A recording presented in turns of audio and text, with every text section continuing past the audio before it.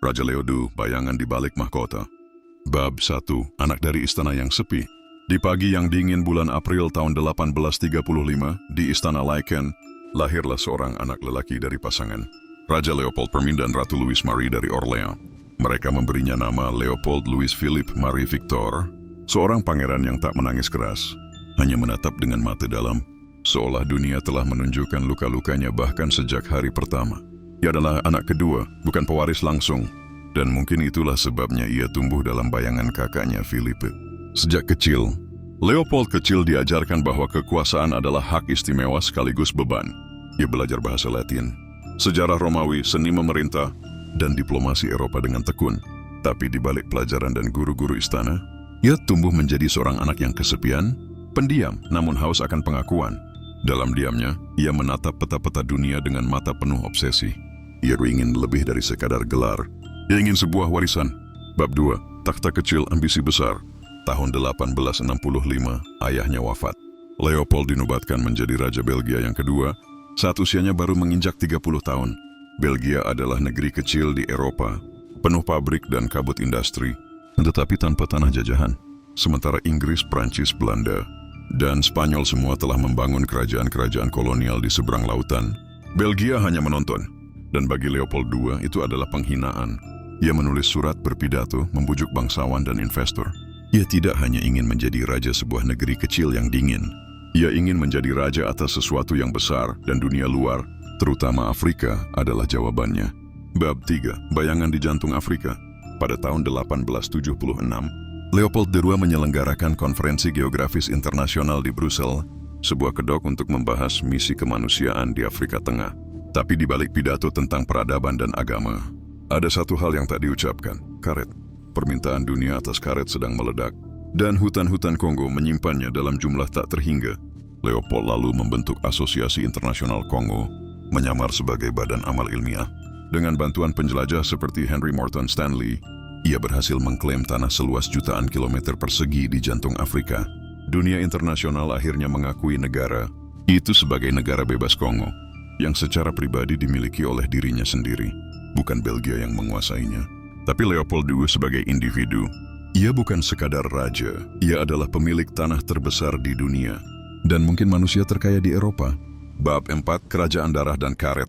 Di Kongo, kekuasaan Leopold II berubah menjadi rezim mimpi buruk. Penduduk lokal dipaksa bekerja mengumpulkan karet. Siapa yang gagal memenuhi kuota, dihukum kejam, dipotong tangan, dibakar kampungnya, atau dibunuh di depan keluarga. Pasukan kolonialnya yang disebut Force Publique mengoperasikan sistem kekerasan yang sistematis. Sementara itu di Brussel, sang raja membangun istana-istana megah, taman-taman luas, museum, dan monumen. Semua dibiayai dari hasil eksploitasi Kongo. Rakyat Belgia menyebutnya Raja Pembangun, karena proyek-proyek indahnya. Mereka tidak tahu, atau memilih, tidak tahu bahwa kemewahan itu dibayar dengan jutaan nyawa Afrika.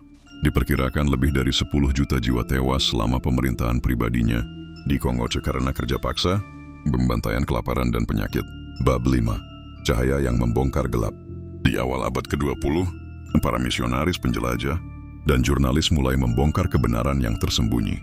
Orang seperti Edmund Dene Morel dan Roger Casement menulis laporan, menyebarkan foto-foto potongan tangan anak-anak, membuat dunia terkejut.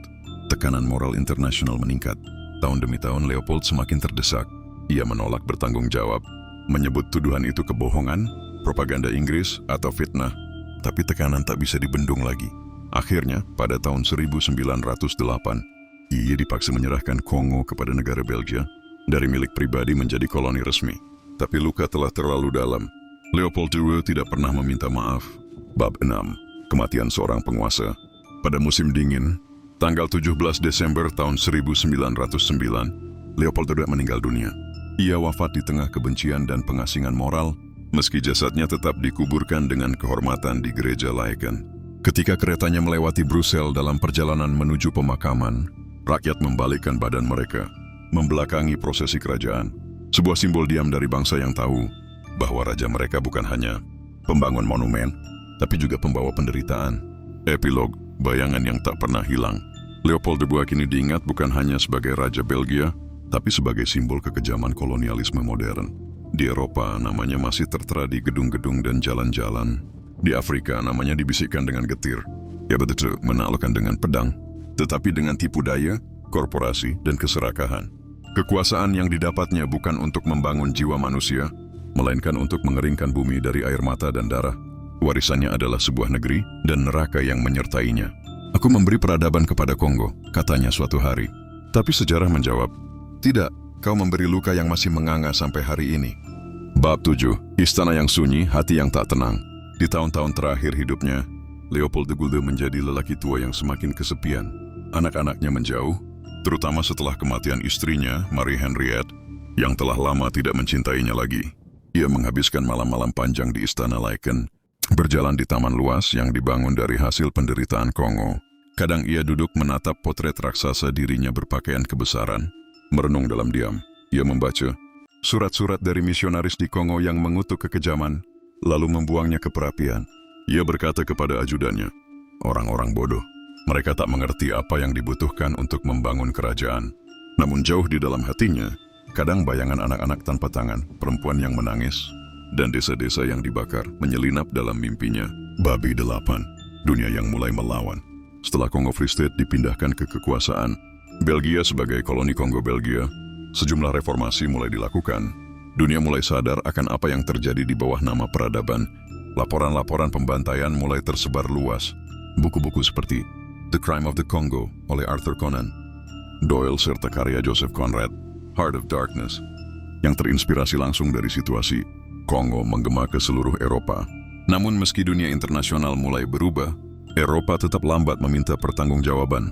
Tidak ada pengadilan, tidak ada permintaan maaf, dan tidak ada kompensasi.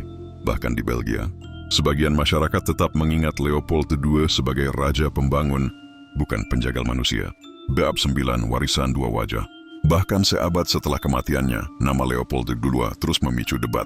Di seluruh Museum adalah raja yang memperluas wilayah Belgia, membangun taman-taman luas seperti Parc du Cinquantenaire, istana-istana, jalan-jalan besar, serta mendukung sains dan arsitektur.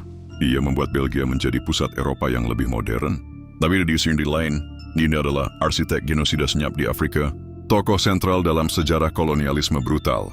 Sebagian menyebutnya Hitler Afrika sebelum Hitler. Di banyak kota Afrika Tengah, namanya dianggap setara iblis. Di Kinshasa dan Kisangani, cerita rakyat berkembang. Jangan ucapkan nama Leopold malam-malam, atau bayangannya datang bersama cambuk karet. Patung-patungnya di Belgia beberapa kali dilempari cat merah, dicoret bahkan dijatuhkan. Di tahun-tahun belakangan, gerakan global menyerukan agar namanya dihapus dari jalan dan sekolah. Tapi sejarah tidak bisa dibakar atau dikubur. Bab 10. Bisikan dari mahkota. Jika seseorang berjalan malam-malam di Taman Laeken, mungkin mereka akan melihat siluet seorang lelaki tua duduk di bangku marmer. Ia mengenakan jas raja tapi matanya kosong, dan tangannya menggenggam tongkat emas yang tidak bersinar lagi. Ia berbisik sendiri, aku membangun taman dan istana untuk rakyatku, namun angin menjawab, dan ladang tulang untuk mereka yang tak pernah kau anggap rakyat. Epilog, Kongo yang berdarah dan Belgia yang bisu. Kongo akhirnya merdeka pada tahun 1960, di tengah semangat dekolonisasi yang menyebar ke seluruh Afrika. Bendera baru dikibarkan, nama negara bebas Kongo dan Kongo Belgia dihapus dari peta. Namun warisan Leopold II tidak sirna bersama kepergiannya. Seperti jejak darah yang tak bisa dihapus dari lantai batu, pengaruh kekuasaannya tetap tertinggal dalam-dalam, di tanah, di rakyat, dan di sistem. Jalur-jalur rel yang dibangun di masa kolonial masih membelah hutan-hutan tropis, tetapi rel itu tidak pernah dimaksudkan untuk menghubungkan rakyat satu dengan yang lain. Rel itu dibuat agar karet, gading, dan hasil bumi mengalir lancar menuju pelabuhan, bukan untuk pendidikan, kesehatan atau kemajuan sosial. Struktur pemerintahan yang ia wariskan bukanlah sistem pelayanan publik, melainkan mesin eksploitasi, dibungkus dalam bahasa, administrasi dan dikendalikan oleh kekuasaan, militer dan monopoli dagang. Hari ini Republik Demokratik Kongo masih berjuang melepaskan diri dari bayang-bayang sejarah itu. Kekayaan alam yang melimpah, emas, kobalt, berlian, minyak tetap menjadi sumber konflik. Banyak yang menyebutnya kutukan sumber daya, tapi sebenarnya itu adalah warisan kolonialisme yang belum selesai. Luka masa lalu masih terbuka. Banyak wilayah tetap miskin dan terpinggirkan, dan banyak komunitas masih menunggu keadilan yang tak kunjung datang. Sementara itu di Eropa, museum-museum megah di Brussel dan kota-kota lain masih menyimpan artefak, gading, tengkorak manusia, dan alat-alat budaya yang dulu diambil dari Kongo. Ada patung-patung Leopold II yang berdiri di taman. dan alun-alun. Sebagian telah dicoret dengan cat merah, sebagian lagi jatuh oleh tangan generasi baru yang muak dengan kebisuan sejarah. Tetapi perdebatan terus terjadi, haruskah ia dikenang sebagai pahlawan pembangunan atau tokoh genosida? Di ruang publik Belgia, kenyamanan masih menjadi tembok yang kokoh untuk melupakan. Banyak yang lebih memilih melihat Leopold II sebagai raja yang membangun taman dan istana, bukan sebagai penguasa yang memerintahkan pencacatan tangan dan pembantaian. Keluarga demi target karet. Belgia, negeri kecil yang pernah punya kerajaan sebesar benua, belum sepenuhnya berdamai dengan kenyataan. Leopold II telah lama mati. Ia meninggal dalam kehormatan kerajaan, dimakamkan dengan upacara, dan dihormati oleh sebagian bangsanya. Tapi sejarah tak mengenakan mahkota, ia mengenakan nurani. Di dalam catatan waktu, Leopold II tidak diingat karena kebun raya yang ia tinggalkan, tetapi karena ladang tulang yang ia timbun diam-diam di jantung Afrika. Ia membungkam banyak suara semasa hidupnya. Tapi setelah matinya, jutaan jiwa mulai bicara. Mereka berbicara dalam buku, dalam museum, dalam monumen yang diruntuhkan, dan dalam mata anak-anak Kongo yang menatap dunia dengan harapan dan dengan warisan luka yang belum dijahit. Karena dalam sejarah manusia, kadang mahkota tidak bersinar emas tetapi meneteskan darah. Mereka menyebut tindakanku kekejaman, tapi mereka tidak pernah duduk di kursi kekuasaan. Dari atas takhta, dunia adalah papan catur, dan di Kongo, aku hanya donat menggerakkan bidak untuk menang.